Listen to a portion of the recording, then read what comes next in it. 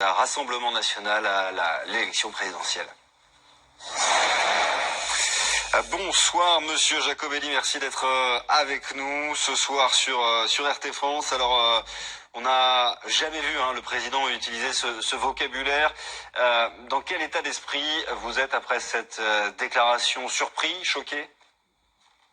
Oui, bien sûr, les deux, mais surtout révolté par le mépris, l'arrogance, la morgue de ce président de la République qui a décidé ce soir de rayer d'un trait de plume 5 millions de Français de la carte de la citoyenneté française. En voulant emmerder les non-vaccinés, Emmanuel Macron fait là un aveu d'échec total. Parce qu'il n'a pas su les convaincre, parce qu'il n'a pas su les intégrer dans le système sanitaire, eh bien, il les abandonne, il en fait des boucs émissaires. C'est un président, ce soir, à la fois incompétent et indigne, qui apparaît à la face des Français. Vous savez, ce qu'il fait là est extrêmement grave, c'est inédit d'ailleurs dans une France en paix. C'est un président qui divise les Français les uns contre les autres comme jamais, alors qu'il devrait être leur rassembleur. C'est un président de la République qui attise la haine des uns contre les autres, alors qu'il devrait réunir les Français.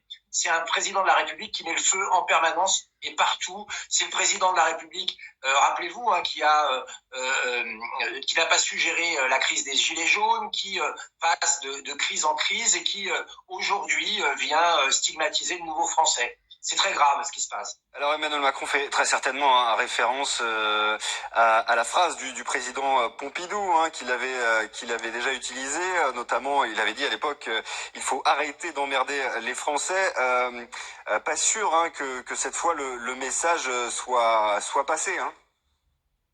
Alors le président Pompidou disait qu'il fallait arrêter d'emmerder les Français. Emmanuel Macron, lui, se pose en emmerdeur en chef, apparemment. Parce que il ne faut pas s'y tromper. Si ce soir certains se réjouissent qu'ils veuillent emmerder les non-vaccinés, Emmanuel Macron nous a tous emmerdés, nous emmerdera tous un jour ou l'autre. Les automobilistes, avec encore des taxes supplémentaires qui augmentent et une vitesse qui réduit. Tous les Français qui payent des impôts avec un niveau de taxes et d'impôts qui est devenu le record mondial sous la présidence Macron.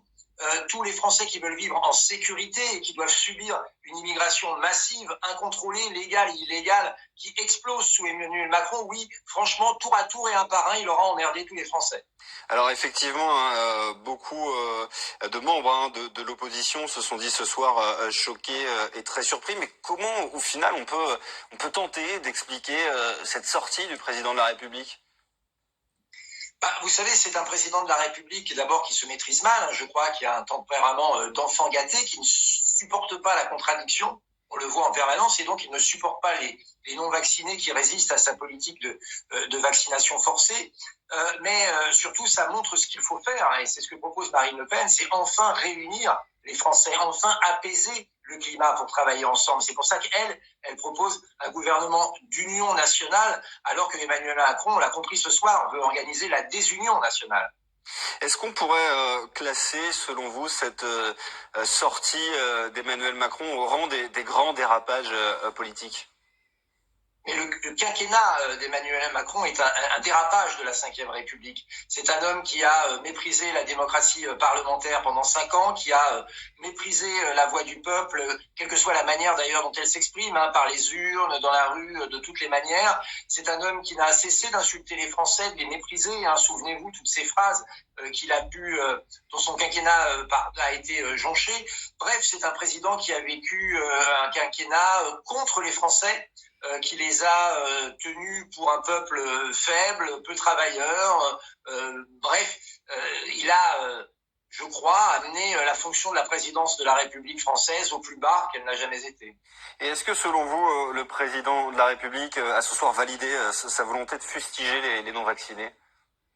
Clairement, il a montré que, comme il ne savait pas comment sortir les Français de cette crise sanitaire, il allait faire porter le chapeau à tous ceux qui ne sont pas vaccinés, soit parce qu'ils sont jeunes, soit parce qu'ils en ont fait le choix, soit tout simplement parce qu'ils vivent dans des déserts médicaux. Mais c'est tellement plus simple de trouver des boucs émissaires quand on n'a pas su gérer la crise comme il l'a fait, quand on ne sait pas rendre les tests gratuits pour tous, quand on ne sait pas installer des purificateurs d'air dans les écoles, quand on ne sait pas contrôler les frontières aux aéroports notamment pour vérifier si les gens qui arrivent en France ne sont pas malades, quand on a fait tous ces échecs-là et qu'en plus on a fermé 17 000 lits d'hôpitaux en 5 ans, eh bien La seule chose qui vous reste à faire, c'est de trouver un ennemi imaginaire. C'est ce qu'il fait ce soir.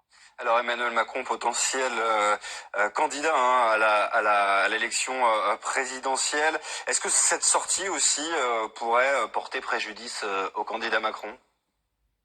Écoutez, je ne sais pas, mais même s'il l'avait fait par pur cynisme électoraliste, ce qu'on peut toujours imaginer, ça reste une citation indigne d'un président de la République. Il a montré ce soir, pour ceux qui en doutaient encore, qu'il n'était pas l'homme de la situation.